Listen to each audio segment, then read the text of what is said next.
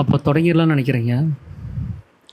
நம்ம நேத்திக்கு வரைக்கும் பார்த்தது வந்து சரீரம் அப்படின்னா என்ன அப்படிங்கிறத வந்து பார்த்தோம். நமக்குள்ளார இருக்கக்கூடிய ஜீவசக்தியாக இருக்கக்கூடிய வாயு தான் சரீரம். இந்த ஜடம் அப்படிங்கிறது வந்து அது பிணம் அப்படிங்கிற ஒரு சொல்லோட தான் அது இருக்குது. ஆனால் இதுக்குள்ளார உயிர் இருக்கிற வரைக்கும் நாம் அதை பிணம்னு சொல்லி குறிப்பிடுறது கிடையாது. அது எப்போ இந்த உயிர் இந்த உடம்பை விட்டு போகுதோ அப்போ தான் அந்த உடம்புக்கான உண்மையான பெயரை நம்ம சுட்டியே கூப்பிட வேண்டியதாக இருக்குது. அது வரைக்கும் அந்த உண்மையான பெயரை பற்றி நம்ம யோசித்து பார்க்குறது இல்லை. அதுக்கு உதாரணமாக சாமி சொன்னது என்னென்னா, அந்த வாழைப்பழத்தை தான் சொன்னார். அந்த தோலோடு கூடி இருக்கக்கூடிய அந்த பழம், அதை நம்ம வாழைப்பழம் தான் சொல்கிறோமே தவிர அந்த தோல்ங்கிறத நம்ம அதில் மென்ஷன் பண்ணுறதே இல்லை.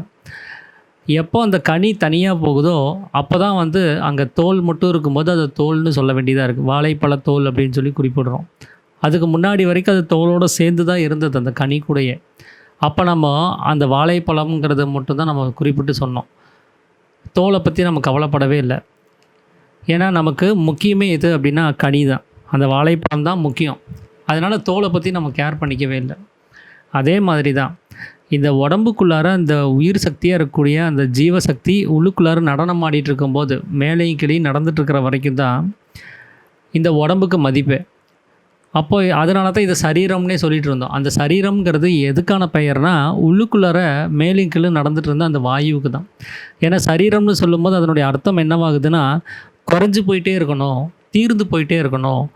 தண்ணி ஊற்றுனா எப்படி சாய்வான பகுதியில் ஊற்றுனா ஊறிட்டே போதோ அந்த மாதிரி ஊறி போயிட்டே இருக்கணும், மெலிஞ்சு போயிட்டே இருக்கணும், இளைத்து போயிட்டே இருக்கணும், அழிஞ்சு போயிட்டே இருக்கணும். இந்த மாதிரியான ஒரு குணாதிசயத்தோடு தான் சரீரம்ங்கிறது இருக்குது. ஆனால் இந்த உடம்பு நம்ம எத்தனை விஷயங்களை செஞ்சு பார்த்தாலும் இதை வந்து இல்லாமல் பண்ண முடியறதில்ல.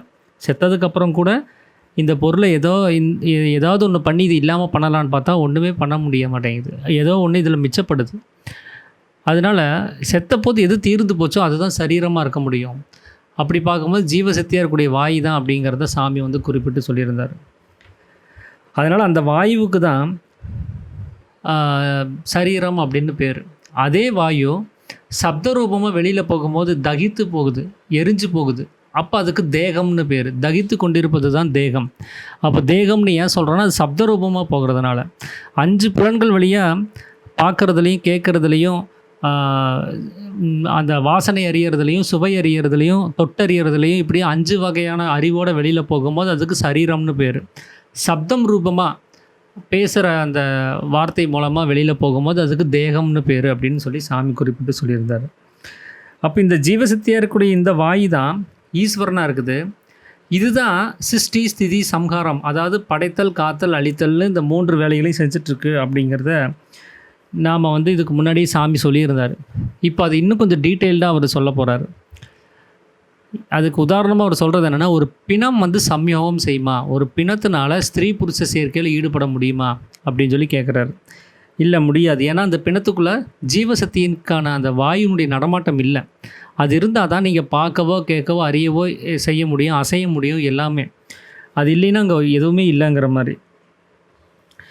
அப்போது நம்ம உடம்புக்குள்ளார அந்த ஜடத்துக்குள்ளார வாயு வந்து மேலும் கீழும் கதாகதம் செஞ்சால் மட்டும்தான் நம்மளால் ஒரு விஷயத்தை சிருஷ்டி செய்ய முடியும். ஒரு சம்யோகத்தில் ஈடுபட்டு ஒரு சந்தானத்தை உண்டு பண்ண முடியும். இல்லைன்னா முடியாது. அப்போ சம்யோகம்னு ஒன்று இல்லைன்னா அங்கே சந்தானம் உண்டாகுமானா உண்டாகாது. இப்போது சந்தானம் உண்டாகிறதுக்கு சம்யோகம்ங்கிறது கண்டிப்பாக வேணும். அப்போ அந்த சம்யோகத்தை ஏன் இந்த பிணம் பண்ண முடியலன்னா, அதுக்குள்ளே அந்த ஜீவசக்தியாக இருக்கக்கூடிய வாயுனுடைய நடமாட்டம் இல்லாதனால தான். அப்போ சம்யோகம் செய்கிறதுக்கு என்ன வேணும் அப்படின்னா, ஜீவசக்தியாக இருக்கக்கூடிய வாயு வேணும். நம்ம உடம்புக்குள்ளே அது நடமாடிட்டு இருக்கணும். அப்போ சிருஷ்டிக்கிறது யார் அப்படின்னு கேட்டிங்கன்னா, அந்த சம்யோகம் மூலமாக அங்கே ஒரு சிருஷ்டியை உண்டு பண்ணுறது யார் அப்படின்னா, ஜீவசக்தியாக இருக்கக்கூடிய அந்த வாயு தான். அது இல்லைன்னா அங்கே அது நடக்கிறது கிடையாது. அப்போ அந்த வாயு அப்படிங்கிற ஒரு விஷயத்தை மட்டும் வச்சுக்கிட்டு அந்த சிருஷ்டியை உண்டு பண்ணிட முடியுமா அப்படின்னு கேட்டால் முடியாது. அப்போ வாயு எதெல்லாம் வச்சு சிருஷ்டி பண்ணுது அப்படின்னு சொல்லி கேட்குறாரு சாமி. பொதுவாக நாம் என்ன சொல்லுவோம், நாம் வந்து ஒரு பஞ்சபூதங்கள்னால உண்டாக்கப்பட்டிருக்கிறோம். இந்த உலகத்தில் இருக்கிற எல்லா பொருள்களும் பஞ்சபூதங்கள்னால உண்டாக்கப்பட்டிருக்குது. பஞ்சபூதங்களுடைய கலவையில் தான் எல்லாமே ஒருங்கிணைந்து இருக்குது அப்படின்லாம் நம்ம சொல்லுவோம். அதே மாதிரி தான் இங்கே சீடன்னு சொல்கிறாரு, பஞ்சபூதங்களை கொண்டு தான் அந்த வாயு ஒரு சிருஷ்டியை உண்டு பண்ணியிருக்குது அப்படின்னு. அந்த பஞ்சபூதங்களில் என்னென்ன அப்படின்னு பார்த்தீங்கன்னா, அதாவது நிலம், நீர், காற்று, பூமி, ஆகாயம். இந்த விஷயங்கள் தான் நாம் பஞ்சபூதங்கள் நாம் நினச்சிருக்கிறோம். அப்போ இதை வச்சு தான் சிருஷ்டி செய்கிறாங்க அப்படின்னா, சாமி கேட்குறாரு, இந்த அத்தனை பூதங்களையும் எடுத்துகிட்டு போய் ஒரு பெண்ணினுடைய கர்ப்ப பாத்திரத்துக்குள்ளே கொண்டு போய் வச்சு அப்படி தான் சிருஷ்டிக்க முடியும், அப்படி ஏதாவது சிருஷ்டிக்க முடியுமா அப்படின்னு சொல்லி கேட்குறாரு. அந்த வாயு இந்த எல்லா பூதங்களையும் கொண்டு போய் அந்த பெண்ணுடைய கர்ப்ப பாத்திரத்தில் கொண்டு போய் செலுத்தி அப்போ எல்லாத்தையும் இணைய வச்சு அப்படி ஒரு சந்தானத்தை உண்டு பண்ண முடியுமான்னு கேட்குறாரு. இல்லை, அப்படி உண்டு பண்ண வாய்ப்பு இல்லை அப்படிங்கிறாரு. அப்போ முதல்ல ஒரு சிருஷ்டி எப்படி உண்டாகுதுங்கிறத நாம் சிந்திச்சு பார்க்கணும். அப்போ தான் நமக்கு அவங்க பஞ்சபூதங்களை கொண்டு சிருஷ்டி அப்படின்னு சொல்கிறதுனுடைய அர்த்தம் என்னங்கிறது நமக்கு விளங்கும் அப்படின்னு சொல்லி சாமி சொல்கிறாரு. சாமி சொல்கிறாரு என்னென்னா, ஒரு உதாரணம் சொல்கிறாரு. ஒரு 4-5 வயசுள்ள பிராயமுள்ள ஒரு குழந்தை, ஒரு வயசுள்ள குழந்தை, அதனால சம்யோகம் செய்ய முடியுமா அப்படின்னு சொல்லி கேட்குறாரு. சம்யோகம் செஞ்சு ஒரு சந்தானத்தை உண்டு பண்ண முடியுமான்னு. உண்டு பண்ண முடியாது. ஏன்னா அதுக்கு இந்திரியம் இன்னும் இலகவே இல்லை. அந்த இந்திரியம் இலகிறதுக்கான அந்த நிலை வரணும். அதுக்கு ஒவ்வொரு ஸ்டேஜ் இருக்குது. ஒரு விதையை நம்ம போடுறோம், அது முளைக்குது, முளைச்சி அது செடியாக வருது. அந்த செடி முளைச்சி அதிலிருந்து பூ உண்டாகணும். அந்த பூவில் தான் அந்த மகரந்த சேர்க்கை ஏற்பட்டு அதில் காயோ அது பிடிக்கும். அப்போது அதனால தான் பெண் பிள்ளைகள்லாம் இந்த ஏஜ் அட்டன் பண்ணுறத பூ பெய்துதல் அப்படின்னு சொல்லி சொல்லுவாங்க. பூ புனித நன்னீராட்டு விழா அப்படின்லாம் அவங்க விஷயங்களை பார்ப்பாங்க. சில சடங்குகள்லாம் செய்வாங்க. அப்போ அங்கே பூ உண்டாகிறதுக்கான பூ பெய்துதல் அப்படிங்கிற ஒரு நிலை அந்த குழந்தைகளுக்கு வரணும். அது ஆணாக இருந்தாலும் சரி, பெண்ணாக இருந்தாலும் சரி. அந்த ஒரு இந்திரியம் இழகிறதுக்கான ஒரு நிலை அது இல்லைன்னா அந்த நிலை வராமல் அவங்களால சம்யோகம் ஈடுபட்டாலும் அந்த இந்திரியம் இழகாது. அப்போ இந்திரியம் இழகணும் அப்படின்னா அந்த குழந்தைக்கு அந்த ஸ்டேஜ் வரணும். அதுக்கான பக்குவ நிலை, அந்த உடம்புக்கான அந்த நிலை வரணும். அப்போ அந்த இந்திரியம்னு சொல்கிறது எதுவாக இருக்குது அப்படின்னா சுக்கிலமாக இருக்குது. அந்த சுக்கிலமாக இருக்கக்கூடியது தான் ஒரு சந்தானத்துக்கு, ஒரு குழந்தைக்கு விதையாக இருக்குது. அந்த சுக்கிலம்ங்கிற அந்த பிஜம்னா விதைன்னு அர்த்தம். அந்த சுக்கிலம்ங்கிற பிஜத்திலிருந்து தான் நாம் எல்லாருமே சந்தானமாக பிறந்து வந்திருக்கிறோம். அப்போ அந்த வித்து அந்த ஸ்திரீயினுடைய கர்ப்பபாத்திரத்தை விழாமல் இருந்தால் அங்கே கர்ப்பம் உண்டாகுமானா உண்டாகாது. அப்போது இந்த வாயு எதை கொண்டு அந்த சம்யோகம் செஞ்சு எதன் மூலமாக சிருஷ்டி செய்யுது அப்படின்னா சுக்கிலத்தை கொண்டு தான் சிருஷ்டி செய்யுது. அந்த சுக்கிலம் தான் ஜீவனுக்கு கீழே இருக்கா மேலே இருக்கான்னு கேட்குறாரு.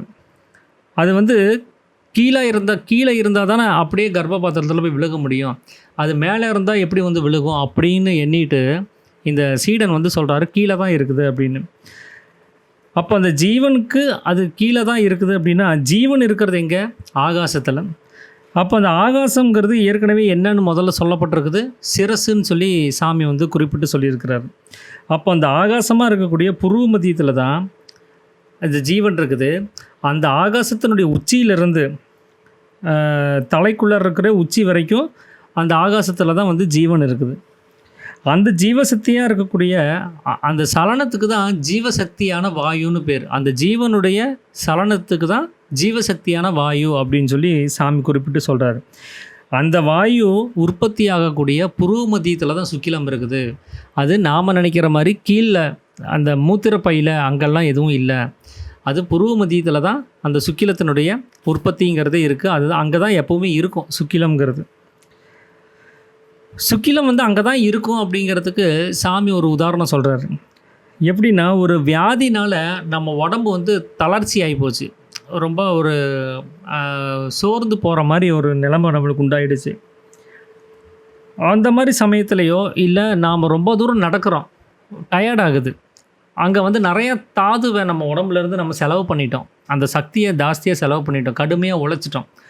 அந்த மாதிரி சமயத்துலையோ இல்லை இன்னொன்று சொல்கிறாரு, ஏற்கனவே ஒரு ஸ்திரீயை நம்ம கவனித்து பார்த்து நல்லா இருக்கிறாங்கன்னு சொல்லி அதனால் ஒரு மோகம் உண்டாயிடுச்சுனாலும், அது இல்லாமல் மற்றோ அப்படின்னு சொல்லி ஒரு குறிப்பு அவர் எழுதிட்டார். அப்போ அந்த சொஸ்தானமாக இருக்கக்கூடிய தன்னுடைய இடத்துலேருந்து அந்த சுக்கிலம்ங்கிறது இலகி வரும் அப்படிங்கிறத சொல்கிறாரு. அது சம்யோக சமயத்தில்ங்கிறப்போ அது இலகி வர்றது நமக்கு தெரியும். ஏன்னா மனம் அங்கே தான் போகுது வருது. ஆனால் ஒரு உடம்பு களைப்புனாலேயோ இல்லை ஒரு சக்தி செலவு ஆகிறதுனாலையோ நம்மளுடைய கவனம் அந்த உள்ளே இல்லாமல் அது வெளியில் இருக்கிறனால அங்கேருந்து சுக்கிலம் இலகி வர்றதை நமக்கு தெரியறது கிடையாது. ஏன்னா உடம்புக்கு அந்த எனர்ஜி ஷார்ட்டேஜ் ஆகி போச்சுன்னா அது அங்கேருந்து இறங்கி வந்து அந்த எனர்ஜியை கொடுக்க வேண்டியதாக இருக்கும். அந்த நேரத்தில் அது வந்துட்டு தான் இருக்குது. வியாதியில் நம்ம படுத்துட்டோம் அப்படின்னா அங்கேருந்து சுக்கிலம் இறங்கி வந்து அந்த வேலையை செஞ்சுட்டு தான் இருக்குது, அதை சரி பண்ணுற வேலையை செய்யுது.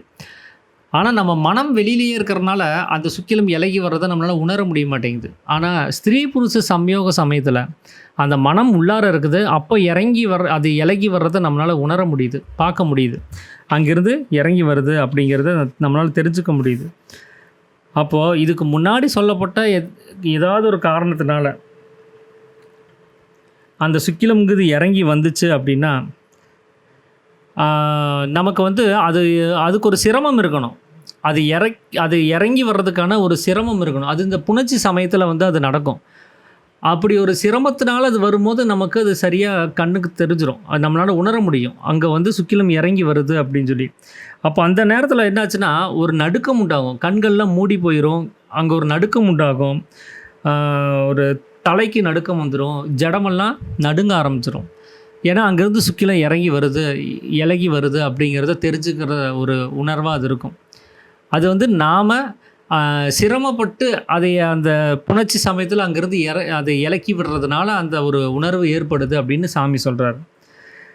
ஏன் அங்கே அவ்வளோ நடுக்கமும் அவ்வளோ ஒரு கண்கள் மூடி போகிறதும் இவ்வளோ அவஸ்தைகளும் அங்கே ஏற்பட வேண்டிய அவசியம் இருக்குது அப்படின்னா, எல்லா நாடிகளும் சேர்கிற இடம் அது, அந்த புருவ மத்தியம்ங்கிறது. அங்கே தான் மிட் பாயிண்ட்டாக இருக்குது, அங்கேருந்து தான் எல்லா நாடிகளும் பிரிஞ்சு போகுது. அப்போ அந்த இடத்துல நீங்கள் ஒரு விஷயம் நடக்குது அப்படின்னா, அங்கே ஒரு உணர்வு ஏற்படுது அப்படின்னா, அது அந்த நரம்பு எங்கெல்லாம் போகுதோ அங்கே எல்லாத்துக்கும் ஒரு அதிர்வு அது வந்து உண்டு பண்ணிடுது. அதனால தான் இவ்வளோ பிரச்சனை ஆகிறது. அதனால தான் அந்த இடத்த சுழிமுனை அப்படின்னு சொல்லி சொல்கிறாங்க. அங்கேருந்து தான் அந்த நாடிகளுக்கு அந்த வீரியமாக இருக்கக்கூடிய சுக்கிலம் வந்து போகுது, அந்த சத்துக்கள் அங்கே தான் போகுது.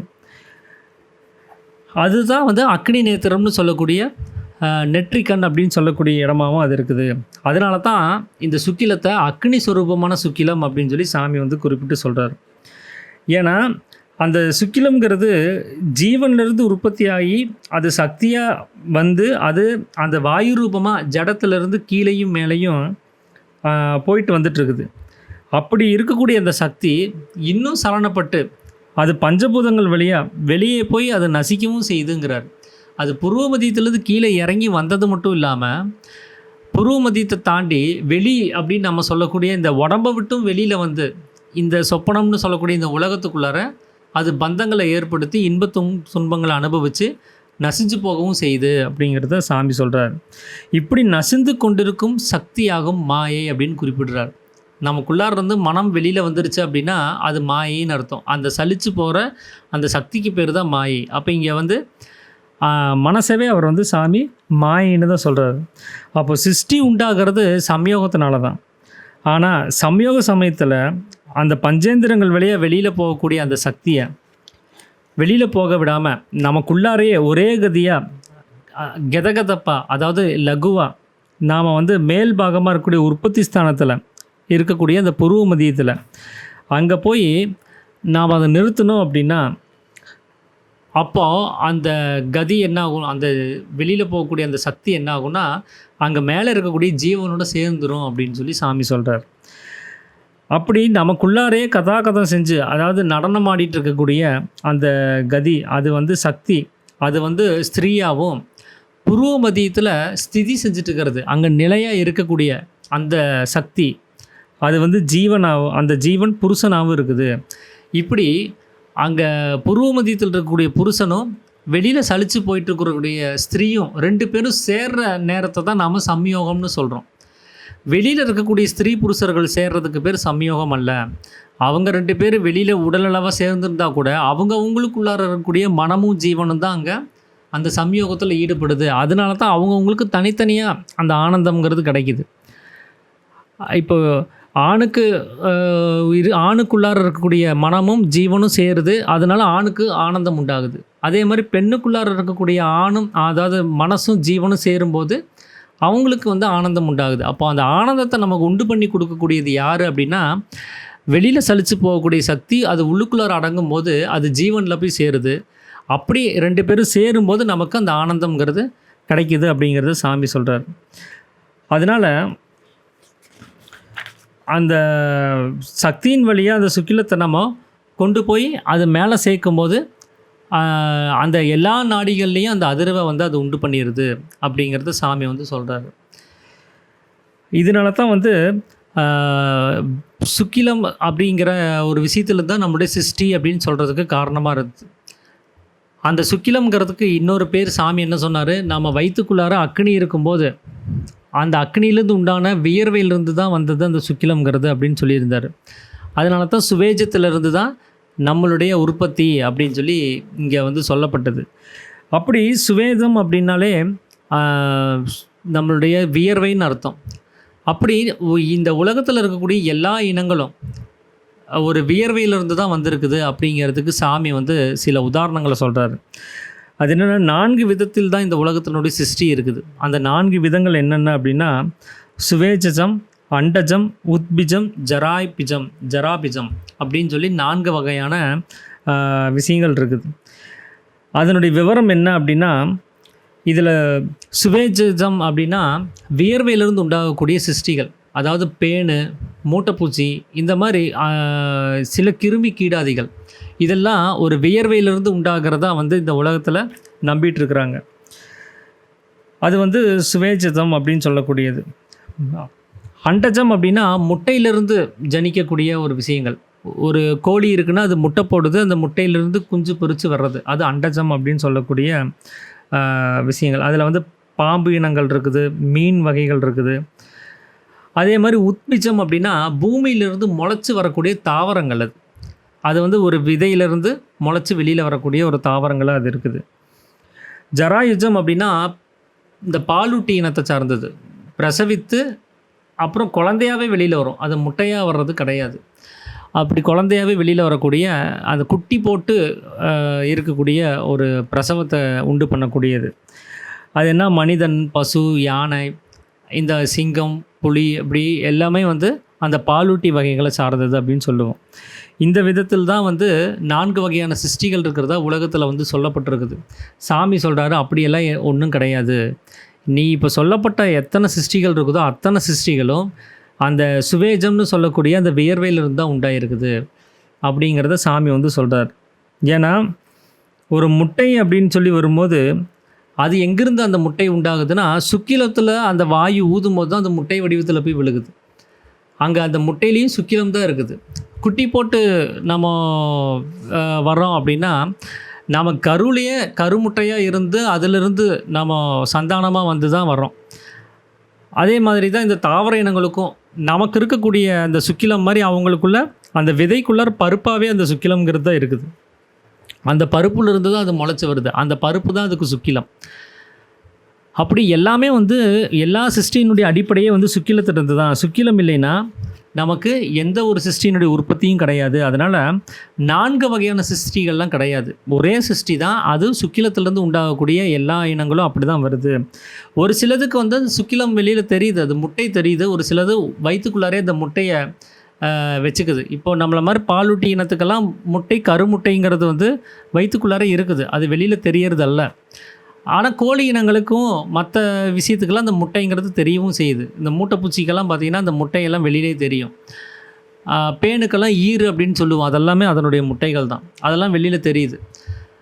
ஒரு சில இதுகளுக்கு மட்டும் தெரியாததுனால அதுக்கெல்லாம் முட்டையே இல்லைன்னு நாம் வந்து தப்பாக நினைக்க வேண்டிய ஒரு விஷயம் வந்து வந்துருச்சு அப்படிங்கிறது சொல்கிறார். அப்போது அந்த தேகத்தில் அக்னி அதிகரிக்கும் போது அதிலிருந்து ஆவியாக உற்பவித்த வியர்வை தான் சுக்கிலம்னு ஏற்கனவே சாமி வந்து சொல்லியிருந்தார். அப்படி அந்த சுக்கிலம்ங்கிறது எல்லா சர்வ சிருஷ்டிகளுக்கும் ஒன்று தான். எல்லா சர்வ சிருஷ்டியினுடைய உற்பத்தியும் அந்த சுக்கிலத்திலிருந்து தான். அதனால் 4 விதமான சிருஷ்டிகள்லாம் கிடையாது, ஒரே சிருஷ்டி தான் அப்படிங்கிறத சாமி வந்து சொல்கிறார். அப்போ அந்த சுக்கிலம்ங்கிறது வந்து ஒரு குழந்தைகளுக்கு அது இலகாமல் இருக்கலாம், அது ஒரு நாளடைவில் அதுக்கு அந்த பூர்த்தி நிலை ஆகும்போது அதுவும் இலகிறதுக்கு தன்மை வரும்போது அது சந்தானத்தை உண்டு பண்ணுறதுக்கான ஒரு நிலையை அது அடையுது, சந்ததியை உண்டு பண்ணுறதுக்கான ஒரு நிலையை அது அடையுது அப்படிங்கிறத சாமி சொல்கிறார்.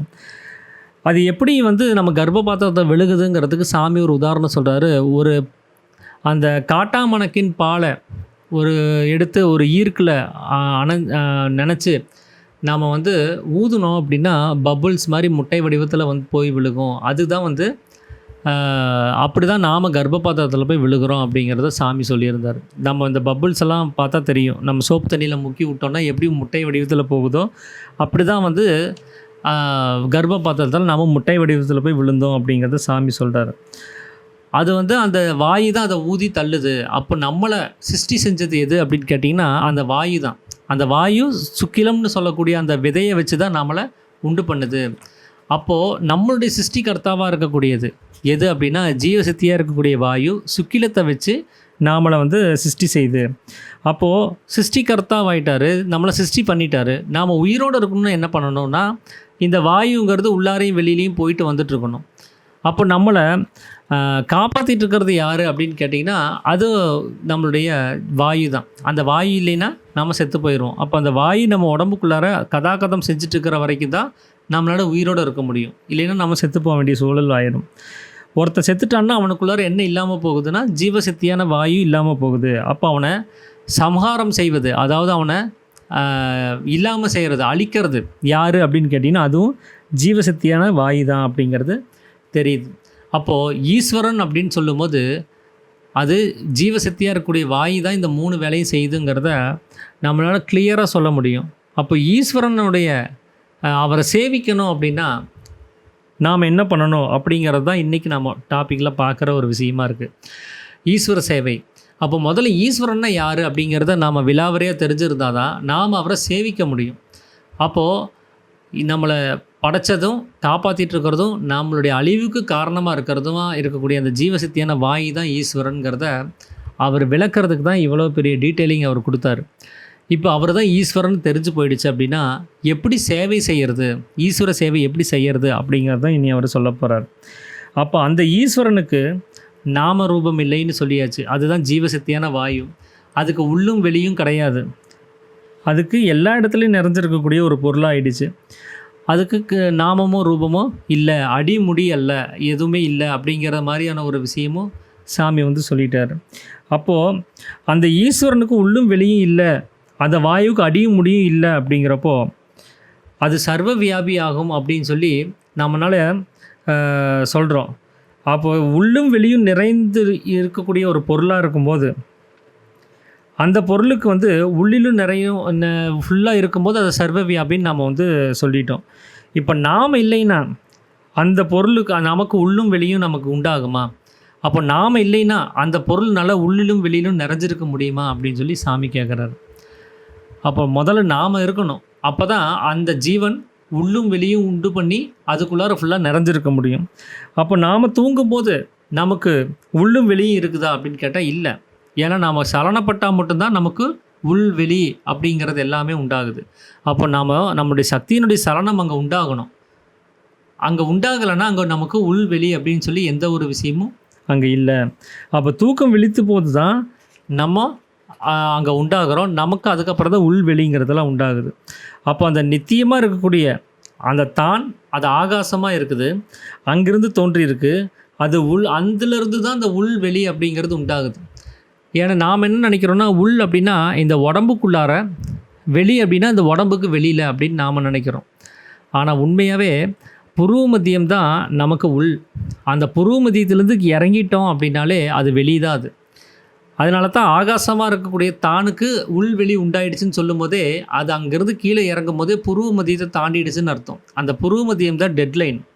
அதுக்கு உள்ளே தான் உள், அதுக்கு வெளியில் அப்படின்னா புருவ மத்தியத்துக்கு கீழே அப்படிங்கிறப்போ அது வெளியாயிடுச்சு. அப்போ புருவ மத்தியத்துக்கு மேல் அப்படிங்கிறது உள்ளும், புருவ மத்தியத்துக்கு கீழுங்கிறது வெளியுமா இங்கே இருக்குது.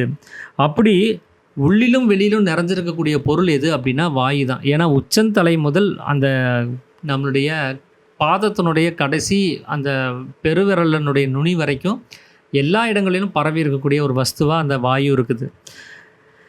அப்போது அந்த நமக்குள்ளார இருக்கக்கூடிய அந்த ஜீவனாக இருக்கக்கூடிய அந்த வாயு தான் ஏற்கனவே அறிவாக இருக்கக்கூடிய ஒரு பொருளாகவும் நாம் வந்து பார்த்துருந்தோம். அதுதான் நமக்கு ஒரு விஷயத்தை அறிவிக்குது. அந்த பொருள் உள்ளடங்கிடுச்சுன்னா நமக்கு எந்த ஒரு அறிவும் உண்டாகிறது இல்லை அப்படிங்கிறத சாமி வந்து சொல்லியிருந்தார். இப்போ அந்த ஒரு பொருளை நாம் என்ன பண்ணுறோன்னா அதோகதியாக கீழ்ப்படுத்தி தான் நாம் நம்மளுடைய தொழில்களை செஞ்சிட்ருக்குறோம். அது மேலேருந்து சலித்து கீழே வந்து வெளி உலகத்தை உண்டு பண்ணி அதில் பந்தப்பட்டு தான் நம்ம உபஜீவனம் செய்கிறதும் பார்க்குறதும் கேட்குறதும் அறியறதுமா இருக்கக்கூடிய எல்லா விஷயங்களையும் நாம் செஞ்சிட்ருக்குறோம். அப்படி நாம் அதை வெளியில் விடாமல் நமக்குள்ளாரே நடத்தும் போது தான் மோட்சம் ஆகுது அப்படிங்கிறத சாமி சொல்கிறார். அதுக்கு தான் ஈஸ்வர சேவைன்னு பேர் அப்படிங்கிறார். நமக்கு மோட்சம் அடையாமல் நம்மளால் ஈஸ்வர சேவை செய்ய முடியாது. நாம் வெளி உலகத்தில் என்ன சொல்லுவாங்க, நீ ஈஸ்வர சேவை செஞ்சினா தான் மோட்சம் கிடைக்கும் அப்படின்னு சொல்லுவாங்க. இந்த மாதிரி பூஜை புனஸ்காரங்களை பண்ணு, விரதங்கள் மேற்கொண்டுக்கோ, இறைவனை நினச்சி பக்தியிலே இரு, நல்ல காரியங்கள்லாம் செய் அப்படின்னு சொல்லி கொடுப்பாங்க. இதெல்லாம் ஈஸ்வர சேவை தான் அப்படின்னு சொல்லுவாங்க. அந்த ஈஸ்வர சேவையில் செஞ்சினா தான் உனக்கு மோட்சம் கிடைக்கும் அப்படின்னு சொல்கிறது உண்டு.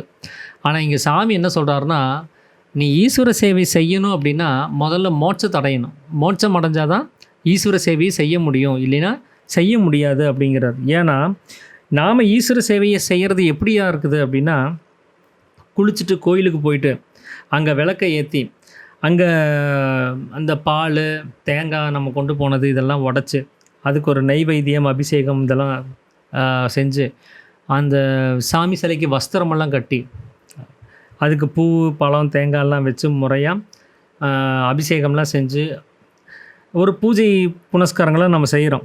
அப்போ இதெல்லாம் வந்து ஈஸ்வர சேவைன்னு செய்ய முடியுமா? இதெல்லாம் வந்து ஈஸ்வர சேவை ஆகுமா அப்படின்னு ஒரு கேள்வி வருது. ஏன்னா இப்போ தான் பார்த்தோம் ஈஸ்வரன்னா யார், நமக்குள்ளார இருக்கக்கூடிய ஜீவசக்தியாக இருக்கக்கூடிய வாயு தான் அப்படின்னு. நாம் ஒரு கல்லினால் பிரதிஷ்டை செய்யப்பட்டுள்ள ஒரு பிம்பத்துக்கிட்ட போய் இதுதான் ஈஸ்வரன்னு வணங்கிட்டு அதுக்கு நம்ம பூஜை புனஸ்காரங்களை செய்யும்போது அது ஈஸ்வர சேவை ஆகுமான்னு கேட்குறாரு. ஏன்னா ஈஸ்வரனை சேவிக்கிறது அப்படின்னா என்ன பண்ணணும், ஈஸ்வரனை வந்து காப்பாற்றணும், பஜிக்கணும், நம்மளை அவரை காப்பாற்றி வைக்கணும். எப்படின்னா ஒரு வைத்தியர்கிட்ட நீங்கள் போகிறீங்க, எனக்கு வந்து உடம்பு சரியில்லைங்க, எனக்கு ஒரு மருந்து ஏதாவது கொடுங்கன்னு கேட்டு நீங்கள் போகிறீங்க. அந்த வைத்தியரும் வந்து ஒரு கஷாயம் செய்கிறதுக்கு ஒரு மருந்துக்கான ஒரு சீட்டில் வந்து ஒரு குறிப்பு எழுதி தரார், என்னென்ன பொருளெல்லாம் போட்டு ஒரு கஷாயம் செஞ்சு நீங்கள் குடிக்கணுங்கிறதுக்காக. ஒரு உதாரணத்துக்கு சாமி சொல்கிறாரு, ஒரு 6 கலஞ்சு சீந்தல் கொடி, ஒரு 4 கலஞ்சு கடுக்காய் தோல், ஒரு 2 கலஞ்சு சுக்கு, இதெல்லாத்தையும் ஒரு அரைப்படி ஜலத்தில் போட்டு சுண்டை காய்ச்சணும். அது அரை விஷம் வீசம் வரைக்கும் சுண்டை காய்ச்சி அதில் கொஞ்சம் அச்சு வெள்ளத்தை தட்டி போட்டு அதை என்ன பண்ணணும்னு சொல்கிறாருன்னு சாமி கேட்குறாரு. சேவிக்க வேண்டும் அப்படின்னு அவர் கொடுக்குறாராம். ஏன்னா சேவித்தல்ங்கிற ஒரு வார்த்தை உட்கொள்ளுதல் அப்படிங்கிறதுக்கான அர்த்தத்தில் இருக்குது அப்படிங்கிறத சொல்கிறதுக்காக இந்த ஒரு குறிப்பை சாமி வந்து குறிப்பிட்டு சொல்கிறார். அதாவது ஒரு ஒரு அளவு 6 கலஞ்சு அப்படின்னா அது ஒரு அளவு, அதில் சீந்தல் கொடியும் கடுக்காய் தோலும் அச்சு அந்த சுக்கும் போட்டு அதை நம்ம ஒரு அரைப்படி இருக்கக்கூடிய அந்த அளவில் ஜலத்தை அந்த தண்ணியில் அதை போட்டு நல்லா கொதிக்க வைக்கணும். அதை பாதியாகிற அளவுக்கு நல்லா சுண்டை காய்ச்சி அதை கீழே வடிகட்டி இறக்கி அதில் ஒரு அச்சு வெள்ளத்தை போட்டு அதை சேவிக்கணும் அப்படின்னு அவர் கொடுக்குறாரு. அப்போ சேவித்தல்னால் என்ன அப்படின்னா உட்கொள்ளுதல்னு ஒரு பொருள் வருது. அப்போ ஈஸ்வர சேவை அப்படின்னு சொல்லும்போது அந்த ஈஸ்வரனை நம்ம உட்கொள்ள தான் செய்யணும் அப்படிங்கிறத சாமி சொல்கிறார். இதை தான் நான் அகஸ்தியருடைய பாடல்லையும் ஒரு பாடலில் நான் கவனிச்சிருக்கிறேன். அதில் வந்து என்ன போட்டிருப்பாருன்னா, உண்ணும்போது உயிரெழுத்தை உயர வாங்கி உறங்குகின்ற போதெல்லாம் அதுவே ஆகும்னு எழுதியிருப்பார். நான் அதை படிக்கும்போது எனக்கு அது புரியல. நான் இந்த சித்தவேதத்தினுடைய அறிமுகம் எனக்கு அவ்வளவா இல்லாத நேரத்தில் நான் அதை படிக்கும்போது என்ன உண்ணும்போது எப்படி உயிரெழுத்தை எதுக்கு உயர வாங்கணும், தியானம் பண்ணும்போது உயிரெழுத்து அப்படின்னா அதை உயர வாங்கணும்னா உயிரெழுத்துனா பிரணவ மந்திரம், அதை உயர வாங்குகிறோம், அது தியானம் பண்ணும்போது சரி. ஆனால் உண்ணும்போதுன்னு எதுக்கு அவர் எழுதியிருக்கிறாருன்னு அப்போ நான் யோசித்தது உண்டு. அப்புறமா சித்தவேதம் படிக்கும்போது இந்த ஈஸ்வர சேவையை பற்றி படிக்கும்போது தான் எனக்கு அது ஸ்ட்ரைக் ஆச்சு. அவர் அங்கே உண்ணும்போதுன்னு எதை எழுதினார், இங்கே வைத்தியர் எதை எழுதினார் அப்படிங்கிறத கம்பேர் பண்ணி பார்க்கும்போது அப்போ உண்ணும்போதுன்னு சொன்னது அவர் ஈஸ்வர சேவையை தான் அகஸ்தியரும் சொல்லியிருக்கிறாரு. இவர் இங்கே வைத்தியரை வச்சு ஒரு கணக்கு பண்ணி வைத்தியரை வந்து சேவிக்க வேண்டும் ஒரு மருந்து சீட்டை கொடுக்குறாருன்னா அது உண்ணும்போது அது உட்கொள்ளும்போது அப்படிங்கிறத இவர் ஒரு விளக்கம் கொடுக்குறாரு. இந்த விளக்கம் எனக்கு அந்த பாடலில் புரிஞ்சு போச்சு. உண்ணும்போதுன்னா உட்கொள்ளும்போது, எது உட்கொள்ளுவதல்னா என்ன, ஈஸ்வர சேவை செய்கிறது. அப்போ ஈஸ்வர சேவை செய்யும் பொழுது உயிரெழுத்தை உயர வாங்கு அப்படின்னு அவர் அங்கே எழுதியிருக்கிறாரு. அப்படி ஒரு அர்த்தத்தில் அவர் எழுதினதை நமக்கு தெரியாமல் போச்சே அப்படின்னு அப்போ நான் நினச்சிருக்கிறேன். இப்போ இதை படிக்கும் போதே எனக்கு அது புரிஞ்சுது. அப்படி அது சேவித்தல் அப்படின்னாலே உட்கொள்ளுதல்னு அர்த்தம். அப்போ எதை உட்கொள்ளணும்? ஈஸ்வரனை. அந்த ஈஸ்வரன் யார்? ஜீவசக்தியாக நம்மளிருந்து வெளியில் போயிட்டு இருக்கக்கூடிய ஒரு வாயு அது. அப்போ அந்த வாயுவை வெளியில் விடாமல் நம்ம உட்கொள்ள தான் செய்யணுமே தவிர அதை வெளியில் விடக்கூடாது. அப்போ உட்கொள்ளுதல்ங்கிறது என்னவாகுது? குடிக்கிறது, சாப்பிட்றது அப்படின்னு ஒரு அர்த்தமாகுது. அவரை வெளியில் விடாமல் உள்ளுக்குள்ளாரே வச்சிருக்கிறதுன்னு ஒரு அர்த்தமாகுது. அப்போ அந்த ஈஸ்வர மயம் ஆகணும் அப்படின்னா நம்ம ஈஸ்வரனோட ஐக்கியம்தான் ஆகணும். அதை விட்டுட்டு அந்த ஈஸ்வரனை உட்கொள்ளாமல் அவரை வெளியில் விட்டு தீர்த்துட்டு இருந்தோம்னா நாம் ஈஸ்வரமயமாக முடியுமா அப்படின்னு சொல்லி சாமி கேட்குறாரு. அப்போது ஈஸ்வரமயமாவதற்கு வேண்டி அந்த ஈஸ்வரனை அறிந்து சேவிக்க வேண்டும் அப்படிங்கிறார். அப்போ அந்த ஈஸ்வரனை அறியாவிட்டால் அவரை சேவிக்க முடியுமா, அவரை உட்கொள்ள முடியுமானா முடியாது. அப்போ அந்த ஈஸ்வரன் யாராகும்னு நம்ம இது வரைக்கும் நம்ம நினச்சிட்டு இருந்தோம். சிவன், விஷ்ணு, பிரம்மா, முருகன், விநாயகர், ஐயப்பன், அப்புறம் பகவதி இப்படின்னு ஏதோ நாம் நினச்சிட்டு இருந்தோம். ஆனால் இப்போ யாருன்னு இப்போ நமக்கு உறுதியாக தெரியுது அப்படின்னா அது நம்மளுடைய ஜீவசக்தியாக இருக்கக்கூடிய வாயு தான் அப்படின்றது நமக்கு கிளியராக தெரியுது. அப்போ அந்த வாயுவை தான் சேவிக்கிறதுக்கு பேர் தான் ஈஸ்வர சேவை. அதை உட்கொண்டு அதை வெளியில் விடாமல் உள்ளுக்குள்ளே வச்சிருக்கிறவன் தான் ஈஸ்வர மதஸ்தன் அப்படிங்கிறத சாமி முதல் அத்தியாயத்திலே குறிப்பிட்டிருந்தார். அப்போ அந்த ஜீவன் அப்படிங்கிறது அந்த ஜீவசக்தியாக சலித்து வெளியில் போகிறது. அதை நம்ம வெளியில் விட்டோம் அப்படின்னா நம்ம ஈஸ்வர சேவை செய்கிறதுக்கான எந்த ஒரு அர்த்தமும் இல்லை. அதை வெளியில் விடாமல் நமக்குள்ளாரே வச்சிருக்கும் போது மட்டும்தான் ஈஸ்வர சேவைங்கிறதே செய்ய முடியுது அப்படிங்கிறத சாமி சொல்லியிருந்தார். அப்போ அப்படி செஞ்சால் மட்டும்தான் நாம் அவரை வெளியில் விடாமல் நமக்குள்ளாரே வச்சுருந்தா நாம் அவரோட சேர முடியும், ஐக்கியமாக முடியும். அவரை வெளியில் விட்டு தீர்த்துட்டு இருக்கிறதுல நாம் பிணம்தான் ஆவோமே தவிர அந்த பிணத்துக்கு எதையும் பார்க்கவோ கேட்கவோ அறியவோ செய்ய முடியறது கிடையாது. அப்போ நம்ம உயிரோடு இருக்கும்போதே நமக்குள்ளார அந்த ஜீவசக்தியினுடைய நடமாட்டம் இருக்கும் பொழுதே அந்த ஈஸ்வரனை அறிஞ்சு அவரை உள்ளுக்குள்ளரே இருக்க வச்சு அவரோட நம்ம ஐக்கியமாகணும். அதுக்கு பேர் தான் மோட்சம் அப்படிங்கிறத சாமி குறிப்பிட்டு சொல்கிறாரு. ஸோ இதுதான் ஈஸ்வர சேவை அப்படிங்கிற டாப்பிக்கில் நான் இன்றைக்கி உங்களோட நான் பகிர்ந்துக்கணும் அப்படின்னு சொல்லி நினச்ச விஷயம். அனைவருக்கும் ஆத்ம நமஸ்காரம்.